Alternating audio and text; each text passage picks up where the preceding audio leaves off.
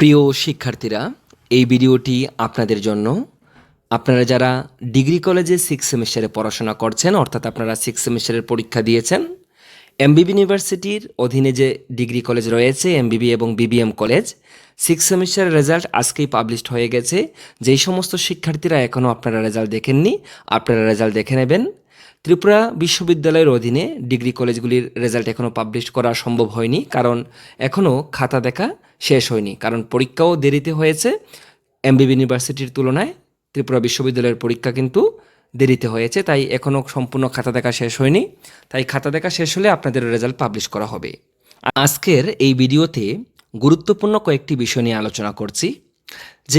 যেই সমস্ত শিক্ষার্থীরা 4th ইয়ারে পড়াশোনা করতে চান, আপনাদের জন্য তো ত্রিপুরা বিশ্ববিদ্যালয়ের পক্ষ থেকে একটি নোটিশ দেওয়া হয়েছিল, যেখানে বলা হয়েছে যে শিক্ষার্থীরা টোটাল 122 ক্রেডিটের মধ্যে আপনাদের 4th ইয়ারে পড়াশোনা করার জন্য অবশ্যই 73 ক্রেডিট অবশ্যই আর্ন করতে হবে বা অর্জন করতে হবে।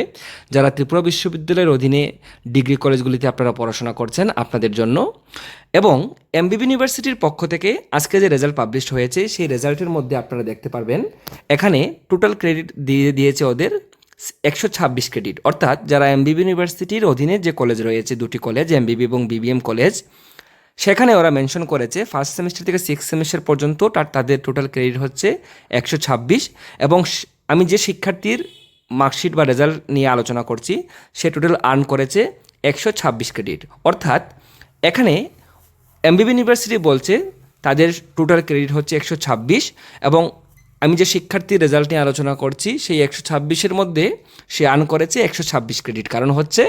কারণ তার কোনো পেপারে ব্যাক নেই, কোনো সেমিস্টারের কোনো পেপারেই তার ব্যাক নেই, তাই তার ক্রেডিট হচ্ছে 126। নিচে মেনশন করে দিয়েছে এমবিবি ইউনিভার্সিটির অধীনে এমবিবি এবং বিবিএম কলেজের ছাত্রছাত্রীরা, আপনারা যারা 4th ইয়ার আন্ডার গ্র্যাজুয়েট প্রোগ্রাম পড়াশোনা করতে চান, অর্থাৎ 4th ইয়ার কলেজ পড়তে চান, আপনাদের এই 126 ক্রেডিটের মধ্যে আপনাদের কিন্তু 76 ক্রেডিট পেতে হবে। এখানে যে শিক্ষার্থীর রেজাল্ট নিয়ে আমি আলোচনা করছি, সে 126 ক্রেডিটের মধ্যে 126 ক্রেডিটই পেয়েছে, কারণ তার কোনো সেমিস্টারে কোনো পেপারে ব্যাক নেই। আমি আগে যে ভিডিওগুলি দিয়েছি সেখানে আমি এগুলি মেনশন করেছি যে আপনাদের ক্রেডিট কীভাবে নির্বাচন করা হয়, কীভাবে আপনারা ক্রেডিট যোগ হয়, ইত্যাদি ইত্যাদি। তো এখানে যে মূল বিষয়টা, শিক্ষার্থীরা আপনারা যারা আজকে রেজাল্ট পেয়েছেন, আপনারা রেজাল্টে দেখে নিন যে আপনি কত ক্রেডিট আপনি আর্ন করেছেন। যদি আপনার ক্রেডিট 76 থাকে বা তার বেশি থাকে, তাহলে আপনারা কিন্তু 4th ইয়ার পড়তে পারবেন। যদি আপনাদের 6 সেমিস্টার অব দ্য ক্রেডিট 76-এর নিচে থাকে, তাহলে কিন্তু আপনি 4 বছর পড়তে পারবেন না। আর ত্রিপুরা ইউনিভার্সিটি থেকে যে নোটিশ দেওয়া হয়েছে, সেই নোটিশে বলা হয়েছে আপনাদের ক্রেডিট থাকতে হবে মিনিমাম 73 ক্রেডিট। তো আপনারা সেটা আপনাদের যখন রেজাল্ট বেরোবে, আপনারা সেটা চেক করে নেবেন আপনাদের কত ক্রেডিট রয়েছে। এবারে এখানে একটি বিষয়, অনেক শিক্ষার্থীরা আমাকে প্রশ্ন করেছেন যে স্যার, আমি যদি 4 বছর না পড়ি, আমি যদি কলেজে 4 বছর পড়াশোনা না করি, কেবলমাত্র 3 বছর পড়াশোনা করে যদি ছেড়ে দিই, তাহলে কি আমার কোনো লস হবে কিনা, আমাকে কোনো সার্টিফিকেট কি দেওয়া হবে কিনা? তো আমি আপনাদের উদ্দেশ্যে বলছি, যারা আপনারা কলেজে 4 বছর পড়াশোনা করতে চাইছেন না, আপনাদের সম্পূর্ণ ইচ্ছা সেটা আপনারা পড়াশোনা করবেন কিনা। কোনো স্টুডেন্ট যদি মনে করে যে না, আমি ডিগ্রি অর্জন করে ফেলেছি, 3 বছর পড়াশোনা করেছেন মানেই আপনি স্নাতক ডিগ্রি অর্জন করেছেন, সেখানে আপনি 4 বছর পড়লে পড়ুন, না পড়লে নেই, সেটা কোনো সমস্যা নেই। 3 বছর পড়াশোনা করেছেন মানে ইউনিভার্সিটি আপনাকে স্নাতক ডিগ্রি দিতে বাধ্য, এবং আপনি সেই স্নাতক ডিগ্রি দিয়ে যে কোনো গ্র্যাজুয়েশন লেভেলের পরীক্ষায় আপনি বসতে পারবেন, এবং এই 3 বছরের ডিগ্রি দিয়ে আপনি বিএডও করতে পারবেন, আপনি মাস্টার্সও করতে পারবেন, আপনার তাতে কোনো সমস্যা হবে না। হ্যাঁ, যদি আপনি 4 বছর পড়তে চান তাহলে পড়তে পারেন। 4 বছরে আপনি যদি প্রথম যে 7 সেমিস্টার এবং 8 সেমিস্টার আপনি পড়াশোনা করবেন, আপনাকে যদি আপনি 7 সেমিস্টারে পড়াশোনা করেন, আপনি অনার্স নিতে পারবেন, 8 সেমিস্টারেও আপনি অনার্স নিয়ে পড়াশোনা করতে পারবেন। এবং কেউ যদি চায় যে আমি রিসার্চ নিয়ে পড়াশোনা করব, 8 সেমিস্টারে, তখন আপনার অনার্স পেপার কমে রিসার্চ পেপার হয়ে যাবে। তবে রিসার্চ পেপার পড়ার জন্য ত্রিপুরা বিশ্ববিদ্যালয় বলেছে যে রিসার্চ পেপার তারাই পড়তে পারবে যাদের 6 সেমিস্টার অবধি সিজিপিএ 7.5 রয়েছে। এখানে আপনারা দেখতে পারবেন যে ওই স্টুডেন্টের সিজিপিএ 8.38 আছে এখানে। তো সে যদি চায় 8 সেমিস্টারে গিয়ে রিসার্চ পেপার পড়তে পারবে। তবে এমবিবি ইউনিভার্সিটির পক্ষ থেকে এখনও এমন কোনো নোটিশ আসেনি। তবে আগের যে গাইডলাইন ছিল সেই গাইডলাইন অনুযায়ী আমি বলছি যে কোনো স্টুডেন্ট রিসার্চ পেপার তখনই পড়তে পারবে যখন 6 সেমিস্টার অবধি তার সিজিপিএ থাকবে 7.5 মিনিমাম। তবে 4th ইয়ার পড়ার জন্য কিন্তু 7.5-এর কোনো দরকার নেই।